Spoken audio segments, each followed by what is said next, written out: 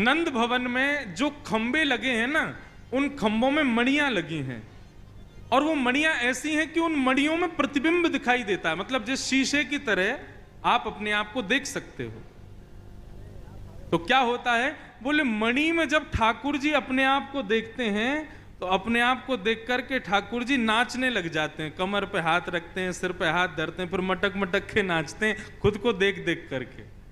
सूरदास जी कहते हैं इस रूप को देख करके गोपी ग्वाल बल जइया, सब गोपी ग्वाल आ करके लाला की बलैया लेती हैं।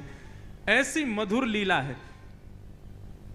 अब आज की कथा जो है ना, अब ज्ञान वैराग्य तो सब गए कल, अब आज तो प्रेम ही प्रेम है, गाते ही रहो बस, एक के बाद एक ठाकुर जी की मधुर मधुर लीला है, और लीलाओं को गाया ही जाता है। बताएं क्या, सुनाएं क्या। ठाकुर जी अब मैया बाबा भैया सब बोलने लगे। अब ठाकुर जी की आयु हो गई कितनी, 3.5 वर्ष की। कितने हो गए ठाकुर जी? और जैसे ही ठाकुर जी 3.5 वर्ष के भये हैं, भगवान ने अपने अंग प्रत्यंगों में स्प्रिंग एक्टिवेट कर ली। अब तो इतना ऊधम मचाते हैं, इतना ऊधम मचाते हैं, जो महाराज किसी के वश में ही नहीं रहते। ठाकुर जी के ऊधमों का वर्णन सुखदेव जी एक श्लोक में नहीं करते, एक श्लोक के एक पद में करते हैं बस, और उसी से ही अनुमान लगा लो ठाकुर जी ऊधम कितना करते होंगे। जो बालक बच्चे बहुत ऊधम मचाते हैं, ऐसे माता पिता बेचारे बड़े परेशान रहते हैं, क्या करें हमारे घर में तो बंदर आ गया है। यूं मत कहा करो बंदर आए, यूं कह दो गोपाल जी आ गए हैं। और एक बात कहूं, ठाकुर जी के ऊधम सुनने के बाद आप ये कह दोगे कि हाँ भैया हमारे बालक तो इनसे बढ़िया हैं, इतना ऊधम तो नहीं मचाते। आहा क्या वर्णन कर रहे हैं।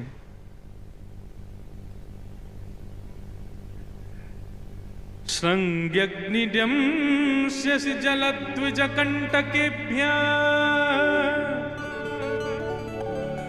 क्रीड़ा परावति चलो स्वसुतौ निषेद्धुं गृहाणि कर्तुमपि यत्न तज्जनीयो सेकातया पतुरलम मनसो नवस्था। भगवान के ऊधमों का वर्णन किया गया। ठाकुर जी कैसा ऊधम मचाते हैं। भैया नंद बाबा के यहां कितनी गायें हैं? 9 लाख गायें हैं। कितनी गाय? 9 लाख। हमारे वसण शाह दरबार की गैया हैं। इन गायों को देख करके कितना आनंद आता है। सब गिरी गाय, इतनी बढ़िया सुंदर गाय। ऐसे ही बड़े बड़े विशाल मुख वाली और बड़े बड़े सींग वाली 9 लाख गायें थी नंद बाबा के पास। तो क्या होता था, रोज कितना दूध निकलता था, ये विचार करो। अब दूध पिव जाता, सब बट जाता, उसके बाद भी हजारों लीटर दूध बचता था। तो क्या होता था, उसकी दही जमा के और दही की छाछ बना के और उसका मक्खन का घी बना करके सब में बांटते थे नंद बाबा। प्राचीन काल में सबसे पहला व्यापार यही था। गीता में वर्णन आता है कि व्यापारियों के लिए, वैश्यों के लिए क्या उनका धर्म क्या है? बोले गौ सेवा करना और व्यापार करना, घी निकाल करके उसका विक्रय करना। सबसे पहला व्यापार पृथ्वी का यही था। गायों की सेवा करो और घी बना करके घर घर पहुंचाओ। नंद बाबा का भी यही व्यापार था। लेकिन उसके बावजूद भी 9 लाख गायों का घी कोई कम होगा? ऐसा कहते हैं कि नंद भवन में कुएं थे घी के, कोई कमी नहीं थी। नंद बाबा क्या करते थे, कभी कभी कुछ घी निकाल करके और 9 लाख गायों के सींग में उसकी मालिश करते थे। तो दूर से ही नंद बाबा की गायों के सींग ऐसे चमकते थे मानो जैसे चांदी या स्वर्ण चमक रहा हो। एक दिन एक गैया बैठी थी, सोई लाल जी पहुंच गए गौशाला में, और गौशाला में पहुंच करके ठाकुर जी ने एक सींग पकड़ लिया उसका, दूसरा सींग बलराम जी ने पकड़ लिया, और दोनों लगे गैया के सींगों को ऊपर नीचे करने। तो गैया थोड़ी देर तक तो कुछ नहीं बोली। थोड़ी देर बाद जब ज्यादा जोर से करने लगे तो गैया परेशान हो गई, और जैसे ही गैया परेशान हुई सो गैया खड़ी हो गई। अब गैया खड़ी भई और दोनों भैया वहां पे लटक गए। मैया बचाइयो, बाबा बचाइयो, देख गैया हमें मार रही है। ठाकुर जी, गैया बोली अभी तो मारो ना है, अभी बताऊं तुम्हें, बहुत उधम मचाओ, सुबह सुबह आके रोज मेरे सींगन को ऐसे घुमाओ। अच्छा, आजकल गाय बांध के रखते हैं, लेकिन नंद बाबा के यहां गाय बांध के नहीं रहती, खुली रहती थी गौशाला में। गैया के दोनों सींगन पे भैया लटक गए। गैया दौड़ी सीधी जहां गोबरों का ढेर था, और वहां जाकर के जोर से झटका मारा, सींगों में लगे थे घी, दोनों भैयाओं के हाथ फिसल गए और दोनों जाके गिरे गोबर में। यशोदा मैया आई तो गले गले तक गोबर में बैठे थे ठाकुर जी। मैया बोली कितनों नवाए ले हो, कितनों सजाए ले हो, कितनों भी सुंदर बनाए लो, आके या गोबर में ही खेले। लाला मुझको तो ऐसा लगे तू पूर्व जन्म में सूकर दिखे। बलराम जी बोले हाँ मैया सही कह रही है, ये पूर्व जन्म में सूकर ही हो, बरा बन के आयो। ये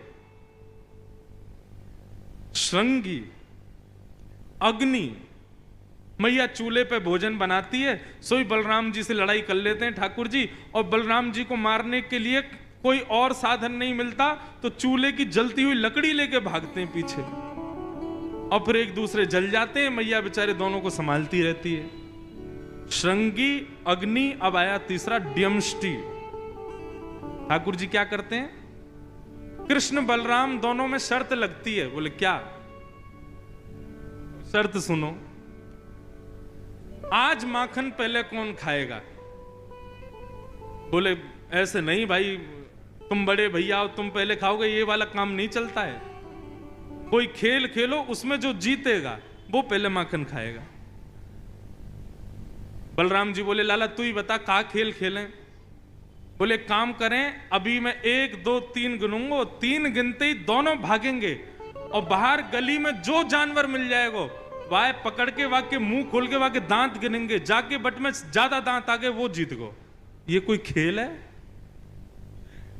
ड्यमष्टि 1 2 3 बोलते ही दोनों भागते हैं चौकड़ी मार करके। अब गली में कुकर आ जाए, सूकर आ जाए, बंदर आ जाए, जो आ जाए उसकी शामत नहीं। ठाकुर जी जामे पकड़ करके और मुंह खोलें, 1 2 3 4 5 6 7 कितने दांत हैं आके। और अगर बलराम जी के ज्यादा दांत निकल आते हैं तो ठाकुर जी तिरछी नजर से उसी जानवर को देखते हैं, कल के आके दिखाइयो हमारे मोहल्ला में तू तेने हरा दियो में।